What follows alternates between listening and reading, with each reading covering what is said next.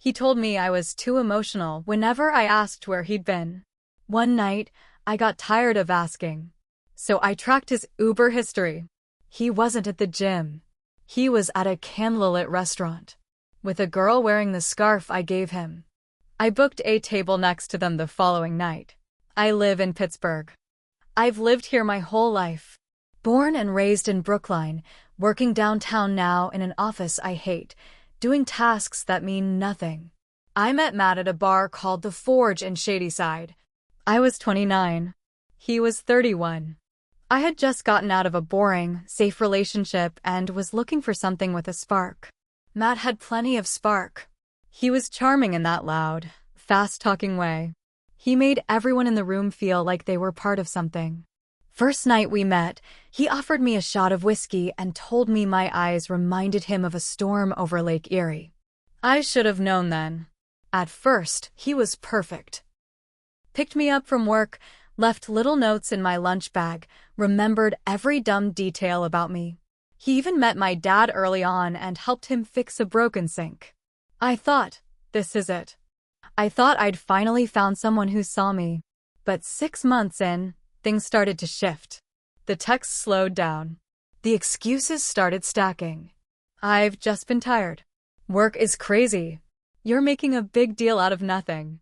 Then it turned into, why do you always start fights? Or, why are you so emotional all the time? It became a pattern. I'd ask where he was, he'd tell me I was overreacting. If I cried, he'd go silent. If I stayed calm, he'd say I was cold. I couldn't win. He made me believe I was unstable, needy, jealous.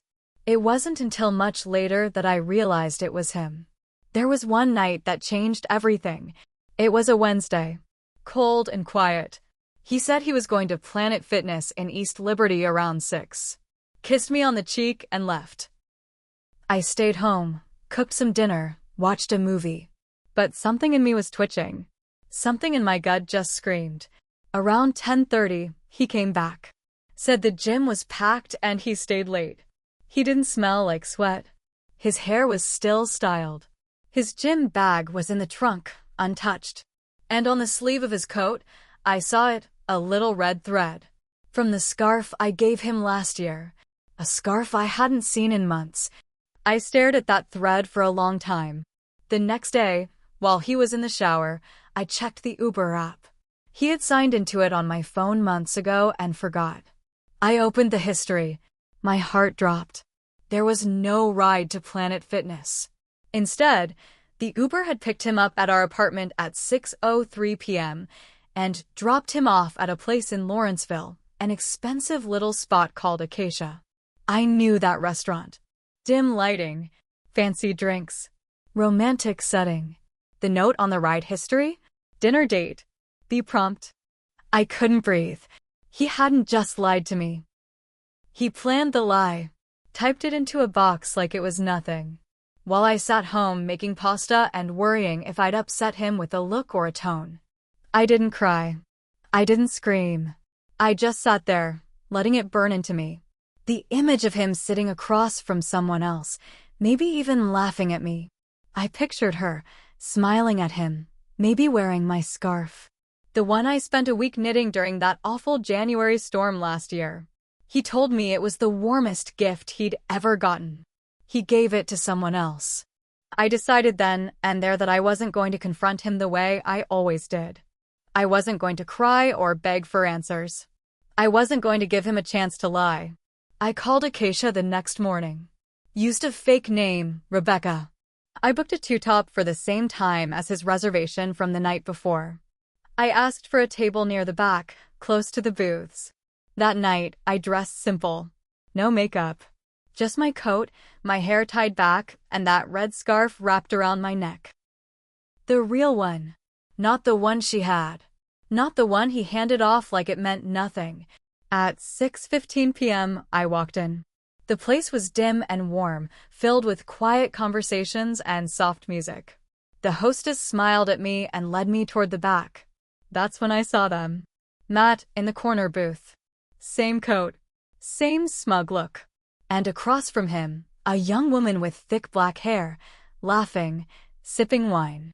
On her shoulders was my scarf, the one I thought he treasured, the one I made with my own hands during the hardest winter of my life. He saw me first. His face went pale, eyes wide. She turned slowly, catching his expression. Then she saw me. I smiled. Small, calm, controlled. The hostess sat me at the next table. I was so close I could hear them breathe. Matt's knees started bouncing under the table. He reached for his water. Missed. I sipped my wine, slowly. Pretended not to notice them. Let him sweat. Let her start to feel the tension.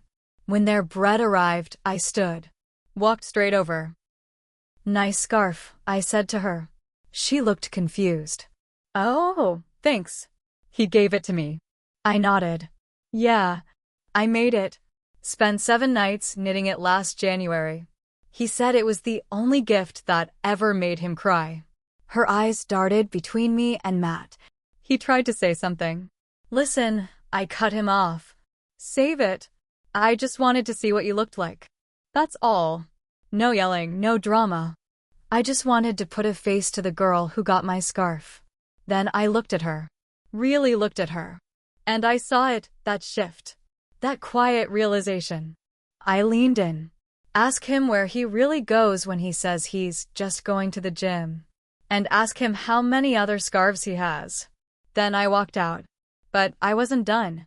I walked out of that restaurant with my heart pounding so loud it echoed in my ears. I wasn't crying. I didn't feel sad. I felt wired, like I'd finally broken through some kind of fog. Like I had just woken up from a 3-year coma. I didn't go home right away. I went for a drive. Pittsburgh at night is quiet in a strange way. Bridges glowing in the dark, streets empty but alive with memory. I drove past places we used to go: Squirrel Hill, Station Square, even the ice cream place on Carson where he first told me he loved me. I parked outside the shop, turned off the engine, and just sat there, thinking, replaying every moment, every time I brushed off the feeling that something was wrong. It wasn't just about the other woman. It was about all of it. The lies. The way he made me question my mind. The way he treated my love like something disposable. And the more I thought about it, the more I realized something: I wasn't the only one. Matt always had women around. Friends, he'd say. Just friends from work. One of them used to message him late at night. Another showed up at his birthday party and hugged him a little too long. I brushed it all off. Now I wondered how many scarves were out there. When I finally went home, I didn't say a word to him. He was already there, sitting on the couch, phone in hand. As soon as I opened the door, he jumped up. "Can we talk?" I walked past him, hung up my coat. I didn't want to hurt you. It wasn't serious. I didn't mean for you to find out that way." I looked at him. Really looked. "You gave her my scarf." He flinched. I didn't think you'd notice," I laughed. Cold. Sharp. "You didn't think I'd notice something I made for you with my own hands?" He started pacing. "Look, things have been off between us for a while. You've been distant. Always upset." I cut him off. "You told me I was too emotional every time I asked where you were." "I didn't mean it like that. Then how did you mean it?" I asked. My voice wasn't loud, but it was steady. He didn't have an answer. Instead, he tried to flip it. Said he felt neglected. That I was always in a bad mood. That I wasn't supportive enough. I almost laughed again. Supportive? I'd supported him through a job layoff, a knee surgery, even a fight with his family that had him crashing on my couch for 2 weeks. I was the one who paid rent when he was broke. I was the one who believed in him when he didn't believe in himself. I told him to get out. Right there. "Where am I supposed to go?" he asked, like I owed him something. Not my problem. He didn't move. He just stood there, staring at me like he didn't recognize me. So I said it again. "Get out." He left. Took his keys, his jacket, but left half his stuff behind. Just like that. Like he thought he could come back when I calmed down. Like this was just another one of our fights. But this wasn't a fight. This was the start of something else. And the next day, I made a decision. I wasn't going to just move on quietly. Not this time. Because a week before all this happened, he asked me for a favor. He wanted help applying for a loan. A small business thing. He had this idea for a brewery. Asked me to co-sign because my credit was good. I never signed the final papers. But I still had the draft. And I knew his passwords. I didn't sleep that night. I lay on my side of the bed, the one he used to say smelled like home, staring at the empty wall, thinking about everything he had taken from me. 3 years of my life. 3 years of worrying, wondering, apologizing when I wasn't wrong. 3 years of slowly losing myself while he lied with a straight face and kissed me like I was the only one. But now I was wide awake. The next morning, I pulled out my old laptop, the one Matt said was too slow to use anymore. What he didn't know was that I never threw anything away, especially passwords. Matt was lazy with passwords. Always used the same 3 variations. I logged into his email on the first try. Then I found what I was looking for. The brewery plan. He'd started putting it together last summer. A little bar and beer garden idea he thought could change the South Side scene. I helped him build the deck, edited his proposal, even crunched numbers for him on late nights while he watched football. He said he couldn't do it without me. I believed him. The loan app was still in draft mode. He'd attached my name, like we agreed. But something had changed. I scrolled down and saw he had updated the contact info to include the girl from the restaurant. Her name was Madison. So that was the plan. Replace me. Not just in love, but in business too. She was going to be the new partner. I was just the credit score. My hands started shaking, not from sadness. From something else. That deep, sharp anger that doesn't make you scream, it makes you focused. I copied everything, his files, emails, texts, calendar entries.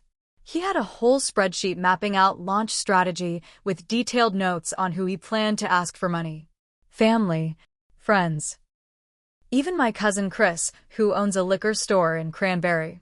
I made 2 moves. First, I printed everything, just in case. Second, I reached out to his investors. One by one, I sent a short message to everyone on his contact list, from his uncle in Ohio to the couple we used to do trivia nights with. Hey, just wanted to let you know I won't be co-signing Matt's brewery loan anymore. Found out he's using someone else's money and name behind my back. Figured you deserved to know before you invested in something shady. Then I attached the screenshots. Within hours, the replies started rolling in. His mom, I'm so sorry. I had no idea. I won't be sending him a dime. My cousin Chris. What the hell? He pitched this to me last week. Said you were 100% in. Our mutual friend Gina. That's disgusting. You always had his back. What a piece of garbage. And then, Madison messaged me. She DM'd me on Instagram. Hey, I don't know what's going on. He told me you two had broken up months ago. I didn't know about the scarf. Or the loan. I swear. I didn't reply. But I clicked on her profile and saw something that stopped me cold. She had posted a picture from 3 weeks ago. A selfie with Matt, arms around each other, caption, "My favorite place is next to you." 3 weeks ago, we had just gotten back from a weekend trip to Deep Creek Lake. He told me it was a fresh start. Said he wanted to be better. He was already with her. I stared at the screen, heart pounding. This wasn't just a mistake. This was a man who planned his betrayals, who lined up replacements while smiling in your face. And if he thought it was over, he didn't know me at all. I wasn't done. Because while I was digging through his email, I found something else. Something worse. An old email thread from 2 years ago, when we were still new, still in that sweet stage. It was from someone named Rachel. She said, "I get it now. You've moved on. Just wish you hadn't lied." Matt had replied, "She's just a placeholder. You're the one I actually love." The date? Exactly 1 month after he told me he loved me for the first time. So now I had names. I had receipts. And I had a choice. Burn it all quietly. Or take it public. I stared at that email for a long time. Just a placeholder. That's what I was to him. A placeholder. All the nights I stayed up waiting. All the gifts, the weekends, the support, the care. He never saw me as real. Just a stand-in until someone better came along. That's when I knew I wasn't just going to leave. I wasn't just going to warn a few people. I was going to end the version of him that used people like stepping stones. He used me to look stable, loyal, honest, clean-cut enough to get loans and sympathy and free help. I was going to strip all that away. I started with Madison. I messaged her back. He told me I was a placeholder. Sent that to another woman while we were together. You're not the first. You're just the next. She asked for proof. I sent her everything. The scarf, the Uber trip, the restaurant, the loan paperwork, the Rachel email. She didn't respond right away, but I knew she saw it. Then I built the final blow. I posted everything. I started a private Facebook post and tagged all our mutual friends. I laid it out with dates, screenshots, receipts. I told the whole truth. Not just to warn people, but so I never had to explain it again. I didn't want silence. I wanted witnesses. Within a day, the fallout began. Gina told me Matt showed up at her house, begging her to help control the story. She slammed the door in his face. His mom called me crying, told me she was ashamed of him, said she gave him $5,000 toward the brewery and now felt like a fool. Madison? She dumped him. Publicly. On Instagram. She posted a picture of the scarf burning in a backyard fire pit. The caption just said, "I'm nobody's placeholder." Then came the loan company. Matt had still tried to submit the papers, probably thinking I wouldn't follow through on anything. But since I'd flagged my identity on the application and showed proof of fraud, he got denied. Permanently. And the cherry on top? I sent all the screenshots and financial info to the small business board that was offering him grant money. Every lie. Every altered document. Gone. Application revoked. He showed up at my apartment 2 days later. Knocked like he hadn't torn my life in half. When I opened the door, he looked awful. Bags under his eyes. Unshaven. Nervous. "Can we talk?" I didn't move. I didn't invite him in. "You destroyed everything," he said. "I lost my funding. Madison's gone. My friends won't even answer my texts." I looked him dead in the face. "No. You destroyed everything. I just showed people who you really were." He stepped back like I slapped him. But I wasn't done. "You made me think I was crazy. Emotional. Paranoid. You used my love like a tool. You stole my scarf and wrapped it around someone else's neck while I was waiting at home for you." "I'm sorry," he said, voice low. "Not enough." I shut the door in his face. Later that week, I mailed the scarf ashes to his apartment. No note. Just the charred threads in a sealed bag. And me? I went quiet for a while. Deleted the post. Moved apartments. Changed my number.